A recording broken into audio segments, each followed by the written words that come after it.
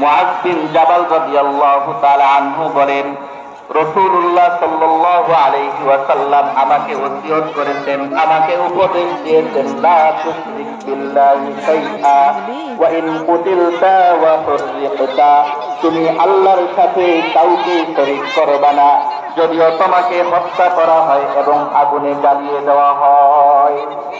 আগুনে যদি আমাকে জ্বালিয়ে দেওয়া হয়, আমাকে হত্যাও করা হয়, তারপরেও আল্লাহর সাথে কাউকে শরীক করা যাবে না। কেন শরীক করা যাবে না? কারণ শিরক হলো সবচেয়ে বড় কবিরা গুনাহ। বুখারী শরীফের 6861 নম্বর হাদিসের বর্ণনা এবং 7532 নম্বর হাদিসের বর্ণনা।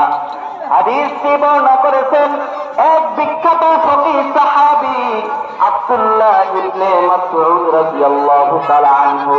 তিনি বলেন, ক্বালা রাজুলুন ইয়া রাসূলুল্লাহ, এক ব্যক্তি রাসূলুল্লাহ সাল্লাল্লাহু আলাইহি ওয়াসাল্লামকে জিজ্ঞেস করলো, হে আল্লাহর রাসূল, আইয়ুয যামবি আকবারু ইনদাল্লাহ,